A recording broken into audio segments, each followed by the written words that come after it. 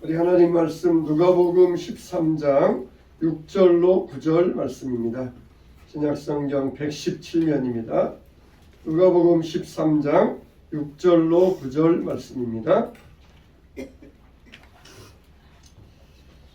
우리 다 찾으신 줄 알고 한 목소리로 읽겠습니다. 시작. 이에 비유로 말씀하시되 한 사람이 포도원에 무화과 나무를 심은 것이 있더니 와서 그 열매를 구하였으나 얻지 못한지라. 포도원 지기에게 이르되 내가 3년을 와서 이 무화과 나무에서 열매를 구하되 얻지 못하니 식어버리라. 어찌 땅만 버리게 하겠느냐. 대답하여 이르되 주인이여 금년에도 그대로 두소서. 내가 두릅하고 거름을 주리니 이후에 만일 열매가 열면 좋거니와 그렇지 않으면 찍어버리소서 하였다 하시니라.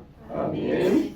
자, 우리 옆 사람과 함께 인사 나누시겠습니다. 우리는 하나님의 존귀한 사람입니다. 할렐루야. 이제 또 하나님께서 존귀한 여러분들을 보호해 주심을 감사를 드립니다. 실로암 망대 사건이 있어요. 우리가 실로암 그러면은 다른 말로 뭐라 그럽니까? 따라서 합시다. 베데스다.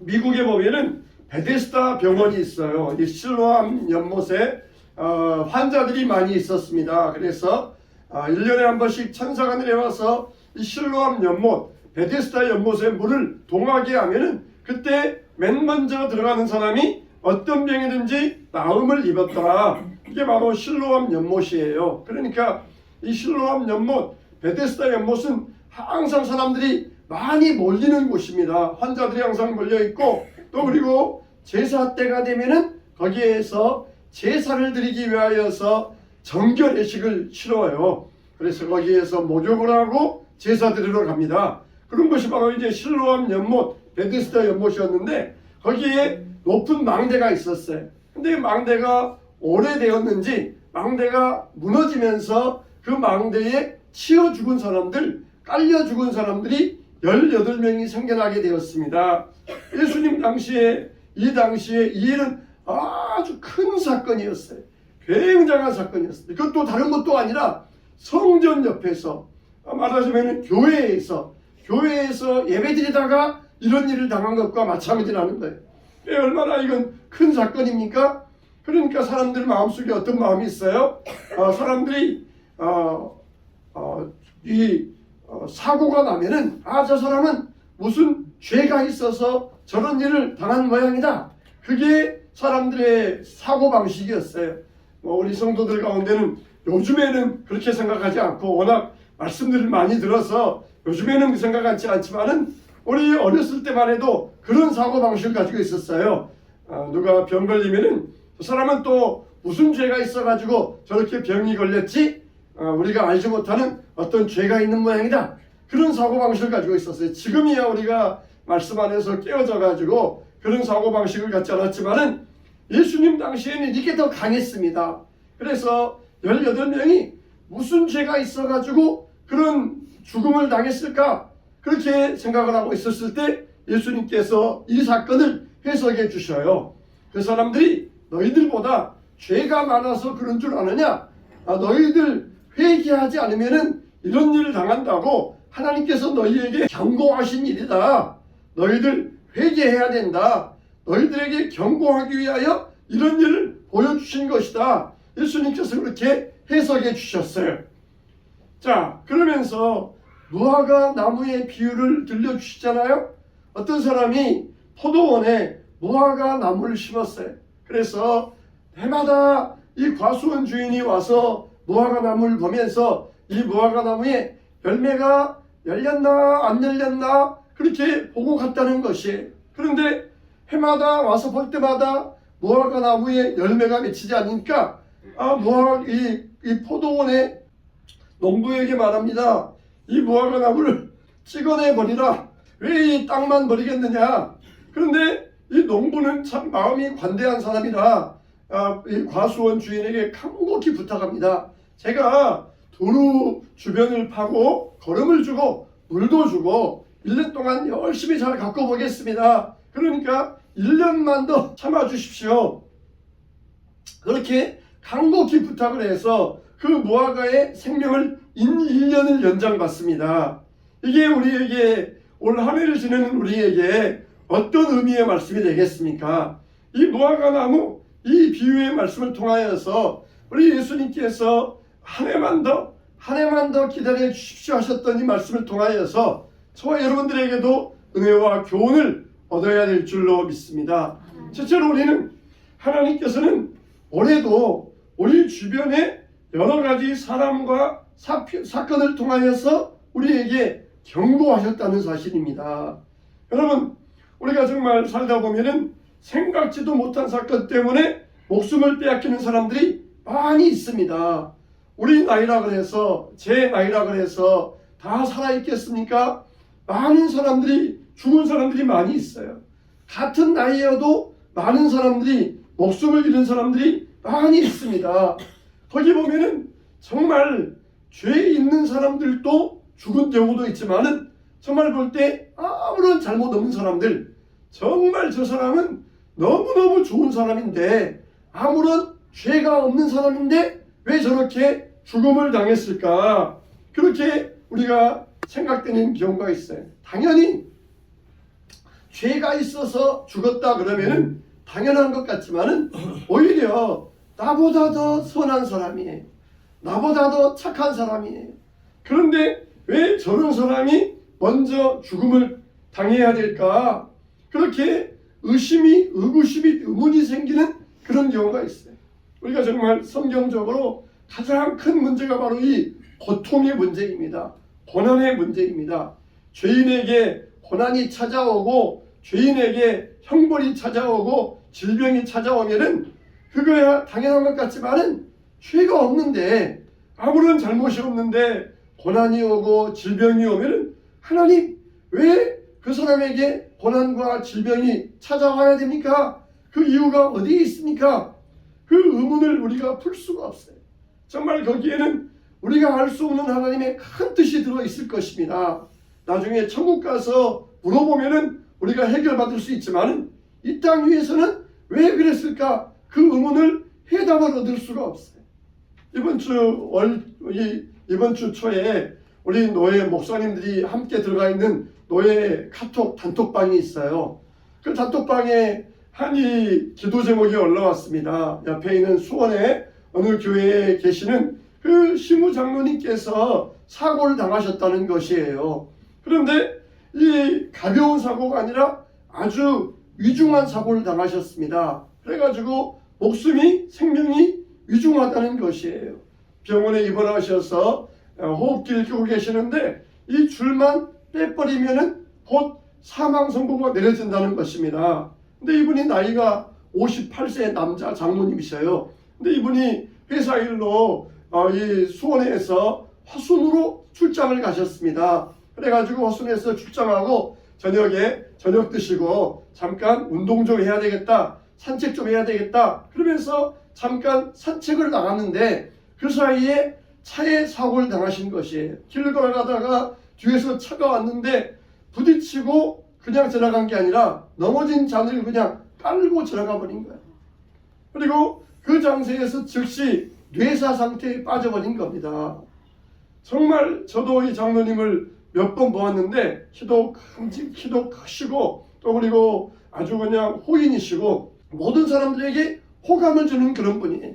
교회에서도 노예일 있으면 항상 교회에서 나와가지고 목사님 영접하고 아주 웃으면서 서글서글하면서 웃는 그런 아주 굉장히 호인이고 호감적인 분이셨어요. 교회에서 기둥 같은 장로님이셨고 교회에서 분립개척에서 했을 때 그 어려운 교회 가서 도와주고 다시 돌아오셨던 그런 아주 충성스러운 장로님이셨습니다. 누가 볼 때에도 죄가 없는 분이고 누가 볼 때에도 가장 호감스러운 분이고 정말 세상에서도 존경받는 분이신데 하나님 왜 저런 분에게 저런 사고가 일어나야 됩니까? 정말 교회적으로도 큰 손실이 아닐 수가 없고 교회 개인적으로도 큰 이 피해가 아닐 수가 없어요. 이해할 수가 없습니다. 당장이라도 호흡기만 떼면은 바로 사망 선고가 나오는 그런 자리예요. 그러니까 이족들은 다 이제 마음 준비하고 있고 그런 상태입니다. 하나님 왜 이런 일이 이런 분들에게 일어나야 되겠습니까? 우리에게도 그걸 경고를 주고 계신다는 것이에요. 야, 네가 구원받았다고, 네가 예수님 열심히 믿는다고 너에게는 아무런 일이 생기지 아니할 줄 아느냐? 너에게도 이런 일 생길 수 있어. 그러므로 하루하루 시간을 아껴가면서 하나님을 위하여서 최선을 다해 살지 아니하면 후회할 수밖에 없을 것이다. 그렇게 우리에게 경고의 말씀을 주셔요. 정말 살았다는 게 산 게 아니에요. 우리가 지내는 게 지내고 있는 게 아닙니다. 우리보다 훨씬 나이도 어리고 그런 분인데 왜 하나님께서 먼저 불러가야 되시는가? 그럴 때 하나님의 해답을 얻을 수가 없어요. 하나님의 뜻이 분명히 거기에 들어있겠지만은 하나님이 왜 그렇게 행하시는지 하나님의 뜻은 너무 크고 너무 광대하기 때문에 우리 인간이 조그만 머리로는 이해할 수 없지만 도저히 그 의문은 우리가 풀 수가 없습니다. 여러분, 하나님이 우리에게 이런 것들을 통하여서 경고하고 계신다는 것이에요. 네가 구원받았으니까 하나는 다 형통할 거야. 예수님이 나를 위하여서 하나님 모조 우편에서 간구하고 계시니까 나에게는 아무런 일 없을 거야. 그런 헛된 생각 버리라는 거예요. 헛된 생각 버리라는 거예요. 저에게 알려주신 목사님도 저에게도 말씀하시면서 그분이 그러시더라고요. 목사님도 항상 조심하셔야 돼요. 우리에게 그걸 경고로 알아듣고 오늘 내가 하나님 앞에 선다 할지라도 부끄러움 없이 살아가야 된다는 것이에요. 언제 우리를 하나님이 부르실지 누가 알겠습니까? 나는 구원받았으니까, 나는 신앙생활 열심히 하니까 나에게는 별일 없을 거야. 그렇게 착각하지 말라는 것이에요. 하루하루 충성되지 아니하면 언제 우리가 하나님 앞에 섰을 때에 부끄러운 일 당할 수도 있고. 이스라엘은 둘로 나누어져 있었습니다. 남쪽과 북쪽으로 나누어져 있었어요. 마치 우리나라가 남한과 북한으로 나누어져 있는 것처럼 이스라엘이 남북으로 나누어져 있었어요. 근데 남쪽과 북쪽이 아수르에 의하여서, 바벨론에 의하여서 멸망을 당합니다. 먼저 북쪽 이스라엘이 멸망을 당합니다. 하나님이 왜 먼저 북쪽 이스라엘을 멸망시키셨습니까? 남아있는 남쪽 사람들에게 경고하시는 거예요. 너희들도 회개하지 않으면 이렇게 망할 것이다. 그렇게 경고하셨지만, 그렇지만 남쪽 유대 사람들은 깨닫지를 못했어요. 끝까지 회개하지 않습니다. 끝까지 회개하지 아니하고 그 마음이 완고했던 것이에요. 그래서 하나님께서 할 수 없이 이스라엘 남쪽 유다 나라도 멸망시키고 마셨던 것이에요. 우리는 이런 경고를 보면은 우리의 모습을 되돌아볼 수 있어야 됩니다. 마치 유대 민족처럼 그럼에도 불구하고 끝까지 깨닫지 못하고 있다가 함께 망하는 일이 있어서는 안 된다는 것이에요. 이렇게 예수님께서는 모든 것을 다 찾아보셨어요. 화수원지기가 뭐라 그럽니까? 농부에게 이 농부가 화수원 주인에게 1년만 더 참아주십시오. 1년만 더 참아주십시오. 1년만 더 참아주십시오. 회개할 기회를 주셨고 경고하신다는 것입니다. 자, 예수님이 우리를 위하여 보혈을 흘려주시고 우리를 사랑하여 주시고 지금도 하나님 보좌 우편에서 우리를 위하여 간구하고 계셔요. 아무개 성도, 아무개 목사, 하나님 1년만 더 참아주세요. 그러면 내가 두릅하고 걸음을 주고 또 그 사람을 내가 신앙적으로 깨우쳐 주어서 하나님이 일에 정진할 수 있도록 만들어 볼 테니까 하나님 또 1년만 더 기다려 줘 보세요. 우리를 위하여 십자가에 죽으시고 우리를 위하여 부활 승천하신 분이 그렇게 하나님께서 우리를 위하여 기도하고 계신다는 것이에요.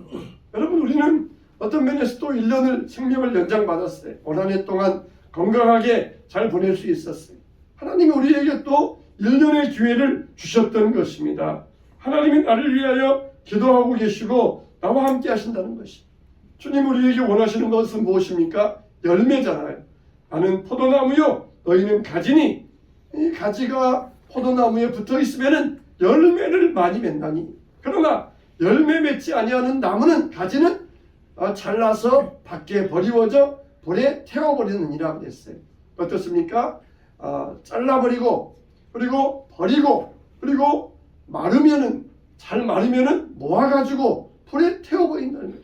생나무는 태울 수 없으니까 잘라서 밖에 뒀다가 그리고 잘 마르면은 모아가지고 태워버린다는 것이에요. 여러분, 분명히 똑같이 예수님 안에 붙어 있어요. 근데 한 가지는 나무 열매를 맺는데 한 가지는 열매를 못 맺는 거예요. 똑같이 예수님 안에 붙어 있는데 나무를 열매 맺는 가지가 있고 못 맺는 가지가 있어요. 그래서 못 맺는 가지는 잘라가지고 밖에 버리시겠다는 것입니다. 우리 생각 같으면 열매 못 맺는 가지는 예수님께 안 붙어 있으니까 열매 못 맺는 것이다, 그렇게 생각하지 않습니다. 그런데 분명히 예수님 안에 같이 붙어 있다 그랬어요. 그런데 한 가지는 맺는데 한 가지는 못 맺어요. 예수님께서 1년만 더 기다려 주세요. 내가 열심히 걸음을 주어서 열매 맺게 하겠습니다. 그래도 안 되면은 잘라버리겠다는 것이에요. 여러분, 하나님께서는 지금도 우리의 삶을 달아보고 계십니다. 다니엘서 보면은 벨드사살이라고 하는 왕이 나옵니다. 이 벨드사살은 바벨론의 왕이었어요. 특별히 하나님께서는 이 바벨론 나라를 주목하여 보셨습니다. 왜냐하면 바벨론 나라에 유대인들, 이스라엘 백성들이 거기에서 포로로 잡혀있기 때문이에요. 그러니까 이 자기 백성들을 보호하시기 위하여서 하나님은 특별히 그 바벨론 나라가 이방 나라였지만 특별히 바벨론 나라는 특별히 하나님께서 간섭하셨어요. 그래서 뭐 느부갓네살 왕이라든지 다리오 왕이라든지 또 이 벨드사살 왕이라든지 이런 왕에 대해서는 이방 나라 왕이지만은 하나님께서 특별히 관리하십니다. 그래서 느부갓네살에게도 꿈을 꾸게 하시고 다리오 왕도 마찬가지고 벨드사살 왕에게도 환상을 보여주셔요. 어떤 환상이 보여집니까? 이 벨드사살 왕이 건방지게 잔치하는데 예루살렘에서 가져온 제사 드릴 때 쓰는 그릇을 가지고 거기에다가 술을 마시는 것이에요. 여자들 불러다가 잔치하면서 술 마실 때 하나님께서 경고하십니다. 손만 딱 나타나가지고 벽에다가 글을 씁니다. 글을 쓰긴 쓰는데 읽을 수도 없고 그 말의 의미도 깨달을 수가 없어요. 모든 박사들이 다 동원해서 그 짧은 문장을 해독하였지만은 도저히 해독할 수가 없어요. 그때 다니엘이 와서 그 글을 해석해 줍니다. 이 글은 어떻게 읽느냐? 메네메네 데겔 우바르신이라고 읽습니다. 그 글의 뜻은 뭐냐? 내가 너를 저울에 달아보았는데 미치지 못하여서 내가 너를 던져버리겠다, 그런 뜻입니다. 하나님께서 마지막으로 벨드사살에게 경고하셨던 거예요. 왜 하나님의 거룩한 성전에 그릇을 가져다가 이 망령된 행동, 술을 마시고 이런 행위를 하였느냐? 내 나라 백성들을 너희가 잘 보호해야 되는데 왜 이렇게 망령된 짓을 하였느냐? 회개하라고 마지막 경고하셨는데 벨드사살은 회개하지 않다가 그날 밤에 그 나라가 멸망을 당하고 말아요. 하나님은 우리를 달아보십니다. 지금도 재어보고 계신다는 거예요. 하나님은 달아보시는 하나님이세요. 열매가 맺고 있느냐? 하나님의 저울에 못 미친 건 없느냐? 달아보고 계셔요. 그러면서 경고하십니다. 여러 가지 사건을 통하여서 경고하셔요. 정말 우리 이웃 장로님의 사고를 통하여서 정말 남이 모르는 사람 같으면은 아무런 감동이 없을 터인데 이렇게 아시는 분들의 이런 일을 통하여서 어떻습니까? 우리에게 더욱더 가깝게 경고하시는 거예요. 더 가깝게 우리에게 경고하시는 거예요. 우리들 또 이런 경고를 분명히 듣고 귀 기울일 수 있어야 됩니다.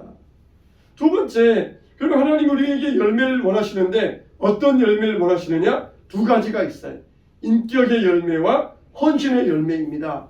인격의 열매는 뭡니까? 갈라디아서 5장 22절이잖아요. 오직 성령의 열매는 사랑과 희락과 화평과 오래 참음과 자비와 양성과 충성과 온유와 절제, 이게 바로 인격의 열매, 인격의 열매. 우리가 신앙생활하면 성숙해야 됩니다. 성숙한다는 게 뭡니까? 인격적으로 나아지는 것, 이게 성숙한 거예요. 이 성령의 9가지 열매는 따로따로가 아닙니다. 어떤 사람은 사랑의 열매, 어떤 사람은 충성의 열매, 그게 아니고 한 사람에게 대해서 다 종합적으로 열려지는 열매가 이 바로 성령의 9가지 열매예요. 그러니까 나는 사랑의 열매는 받았는데 충성의 열매는 못 받은 것 같다, 그렇게 말할 수가 없어요. 이게 다 9가지 열매가 나에게서 다 한꺼번에 열매지는 종합 선물 세트입니다. 그런데 이렇게 하나님은 우리에게 인격적인 열매를 맺기를 원하신다는 것이에요. 그래서 성도가 영적으로 성숙해야 되는데 그렇지 아니하고 인격의 열매가 성숙하지 못했다. 작년에도 여전히 누구한테 한마디 들으면 그냥 확 올라와 가지고 한바탕 했는데 올해도 여전히 누구한테 한마디 들으면 확 올라와 가지고 한바탕 하면서 여전히 변화가 없다. 그러면 그 사람은 열매 맺지 못하고 있는 것이에요. 작년에도 힘들었다고 불평하고 투정했는데 올해도 여전히 힘들다고 불평하고 투정하고 있으면 그 사람은 열매 맺지 못하고 있는 것이에요. 작년에도 누구만 보면은 그냥 미움이 올라왔는데 올해도 여전히 그 사람 볼 때 미움이 올라온다 그러면 열매를 맺지 못하고 있는 것이에요. 우리는 이런 인격의 열매를 맺을 수 있어야 됩니다. 그리고 우리가 헌신의 열매를 맺어야 돼요. 하나님의 모든 자비하심으로 너희를 권하노니 너희를 하나님이 기뻐하시는 거룩한 산 제사로 드리라. 이는 너희의 드릴 영적 예배니라. 너희는 이 세대를 본받지 말고 변화를 받아 하나님의 선하시고 기뻐하시고 온전하신 뜻이 무엇인지 분별하도록 하라 그랬어요. 헌신의 열매입니다.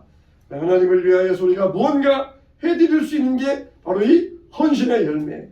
하나님은 우리를 위하여서 독생자 예수님까지 주시고 우리를 구원하여 주셨는데 우리는 주님을 위하여 뭘 하고 있습니까?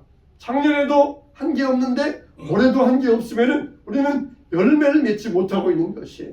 하나님이 우리에게 예수님이 우리에게 하나님을 향하여서 그래도 1년만 더 기다려 주십시오. 1년만 더 기다리면 좋은 열매 맺을 것입니다. 교회의 일꾼 되고 필요한 사람 될 것입니다. 1년만 더 기다려 주십시오. 주님이 그렇게 우리를 위하여 기도하고 계신다는 것이에요. 그러면 세 번째로 우리가 올 한 해를 보내면서 무엇을 회개해야 될 것인가 두 가지입니다. 하나는 인생관이고 하나는 시간의 문제예요. 우리에게는 인생관이 있어요. 인생관이 뭡니까? 우리 삶을 볼 때 우리 삶을 이렇게 큰 원이라고 생각을 해보세요. 큰 동그라미라고. 그 안에는 교회도 있고 직장도 있고 가족도 있고 친구도 있고 또 취미생활도 있고 여러 가지 사업활동도 있고 많은 것들이 그 내 인생의 동그라미 안에 원 안에 들어와 있어요. 그러면 무언가 거기에는 중심이 있어야 됩니다. 중심이. 바퀴가 돌아가는데 휠이 중심 축을 하면서 바퀴가 정상적으로 돌아가니까 바퀴가 안정적으로 돌아갈 수 있어요. 근데 바퀴가 그냥 휘청휘청 왔다 갔다 돌아가면은 그거는 자동차로서 역할을 못해요. 우리 인생도 마찬가지입니다. 이 동그라미 안에 많은 것들이 들어가 있는데 그 중심에 놓아야 될 게 있어요. 그게 바로 뭡니까? 인생관이에요. 인생관. 우리의 인생관은 뭡니까? 어떤 사람의 인생관은 나는 가족이다. 나는 가족을 위하여서라면은 내 목숨도 바칠 수 있고 자녀를 위하여서라면은 내가 아깝지 않다. 이게 어떤 사람의 인생관이에요. 어떤 사람의 인생관은 골프다. 골프, 취미생활, 골프가 내 인생관이다. 골프 치는 데라면 내가 해외 나가서 동남아 가서 일주일간 골프 쳐도 나는 아깝지 않다. 이게 이 사람의 인생관이에요. 어떤 사람은 자기 사업입니다. 나는 사업이 내 인생의 중심이다. 사업을 위해서라면 나는 모든 것 다 버리고 사업 잘 되는 것만을 위해서는 나는 모든 것 다 희생할 수 있다. 이게 그 사람의 인생관이에요. 여러분의 인생관은 뭡니까? 인생관이 우리가 분명히 정립되어 있어야 됩니다. 인생관이 없으니까 이리 흔들리다가 저리 흔들리다가 휘둘리는 인생이 많아요. 우리 인생관은 뭡니까? 고린도후서 5장 15절에 이렇게 말씀하고 있어요. 저가 모든 사람을 대신하여 죽으심은 산자들로 하여금 다시는 저희 자신을 위하여 살지 않고 자기를 위하여 죽으신 오직 저희를 대신하여 죽었다가 다시 살아나신 자를 위하여 살게 하려 함이니라. 자, 따라서 합시다. 오직 저희를 대신하여 죽었다가 다시 사신 자를 위하여 살게 하려 함이니라. 이게 무슨 말이에요? 우리를 위하여 죽으신 자를 위하여 살게 하려 하심이라.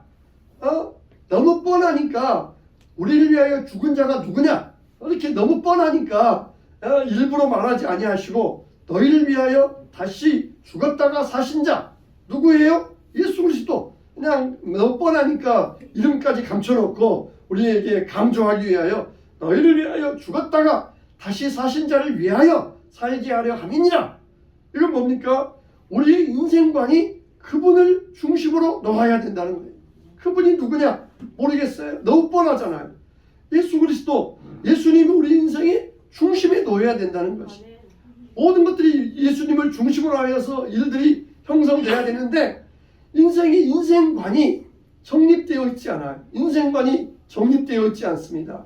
이때는 이랬다가 저때는 저랬다가 이때는 뭐가 중요한 것 같았다가 저때는 뭐가 중요한 것 같았다가 이렇게 오락가락하는 인생이 되어 있어요. 그러니까 굴러가긴 굴러가는데 그냥 휘청하면서 이리 흔들 저리 흔들 하면서 고속도로에서 여러분 차 한 대가 4차선에서 1차선 갔다가 4차선 갔다가 하면은 얼마나 뒤에 오는 차들에게 민폐입니까? 앞에 가는데 내 인생관이 흔들리니까 뒷사람들에게 민폐가 되고 있어요. 뒷사람들에게 본이 되지 아니하고 자녀들에게 모범이 되지 않고 있어요. 인생관이 분명하여서 똑바로 가야 되는데 고속도로에서 2차선 갔다가 저차선 갔다가 그런 인생관처럼 되어버리고 있는 우리의 모습이라는 것이. 우리는 올해가 다 가기 전에 회개해야 됩니다. 회개해야 돼요. 우리가 정말 주님 앞에서 내 인생관이 그리스도 중심의 인생관이 되게 하여 주시옵소서. 인생의 중심 딱 흔들리지 않아요. 딱 거기를 중심으로 하여서 벗어남이 없어야 돼요. 벗어남이 없어야 돼요. 내 인생의 인생관이 그리스도 중심. 내가 왜 살아가느냐? 오직 나를 위하여 죽으셨다가 다시 사신 자를 위하여 살려 하려 하심이라. 이게 인생의 중심관에 딱 놓여 있어야 돼요. 이게 없으면 우리 인생이 엉망이 되고 가는 것입니다. 우리 문제가 해결되지 아니하고 하나님의 축복을 누릴 수가 없는 것입니다. 우리는 이 시간의 문제에 대해서 회개해야 돼. 에베소서 5장 16절에 세월을 아끼라 때가 악하니라. 시간을 잘 선용하라는 것입니다. 만일 사람이 70년을 산다면 이런 계산이 나온다는 것이에요. 70년 산다면 15년 동안은 엄마 밑에서 철없이 보내는 시간, 그리고 20년은 잠자는 시간, 그리고 5년은 늙어서 이제 보내는 시간. 그러면은 몇 년 남느냐? 15년이 남아요. 15년. 근데 그 15년 중에 또 남는 것 가운데 뭐 TV 보고 그러다가 6, 7년 보내고 나면은 남는 건 겨우 7년밖에 안 남아요. 그런데 그 7년마저도 우리가 다른 데 허비하다가 결국 하나님을 위하여 드릴 수 있는 시간이 얼마나 되겠습니까? 정확히 우리가 11조 한다 그러면은 하루에 2시간 반, 일주일이면은 얼마입니까? 14시간에다가 얼마입니까? 거의 20시간 되지 않습니까? 그런데 그 정도의 시간도 우리가 하나님 앞에 드리지 못하고 살아가고 있지 않습니까? 우리의 시간을 주님 앞에 아낄 수 있어야 돼요. 칼빈은 하루에 3시간을 자면서 하나님의 일을 했어요. 그러다가 이제 55세에 세상을 떠났는데 그가 죽으면서 남는 말이 참 우리에게 기가 막힌 일이에요. 그가 마지막에 어떤 일을 남겼느냐? 하나님 아버지, 내가 인생을 살면서 게을렀던 죄를 용서해 주시옵소서. 그러면서 죽었다는 거예요. 하루에 3시간 자면서 하나님이 일했던 사람도 이렇게 하나님 앞에 회개했다는데 우리는 정말 얼마나 하나님의 일에 게으른 상태에 빠져 있지는 않습니까? 우리는 정말 아무도 시간을 잡을 수 없어요. 세월을 잡으려고 하는 것은 그건 헛된 일입니다. 세월을 잡으려고 할 필요 없어요. 세월을 잡을 일도 없고 잡을 수도 없습니다. 그렇지만 어떻습니까? 우리가 시간을 아껴야 돼요. 주님과 동행하며 살아갈 수 있어야 돼요. 이 시간을 하나님을 위하여 선용하고 활용할 수 있어야 됩니다. 사랑하는 성도 여러분, 말씀을 마치도록 하겠습니다. 올 한해도 많은 사건이 있었고 사고가 있었어요. 우리가 좀 한 발짝 사이로 죽음과 생명 사이를 왔다 갔다 하기도 했습니다. 그렇지만 하나님이 또 우리에게 한 해 동안의 기회를 주신 것은 1년 동안 참아주시고 우리를 통하여서 하나님을 더 닮아갈 수 있도록 성소간자가 될 수 있도록 열매 맺을 수 있도록 우리에게 기회 주셨다는 사실입니다. 이건 절대로 부인할 수가 없어요. 하나님이 지금도 여러 가지 사건을 통해 우리에게 경고의 말씀을 주고 계십니다. 왜? 왜 너는 아닌 줄 아느냐? 왜 너는 거기에서 아닌 줄 아느냐? 하나님 우리에게 경고 주시고 계신다는 것이에요. 그래서 하나님 앞에서 우리의 모든 삶이 복된 삶이 되시기를 하나님을 위하여서 하나님이 원하시는 좋은 열매 맺을 수 있게 되시길 바랍니다. 우리가 주님 앞에서 올바른 인생관을 회개하고 우리 시간을 아껴가면서 주님의 일에 충성 다하시는 저와 여러분 되시기를 주님의 이름으로 축원합니다. 아멘.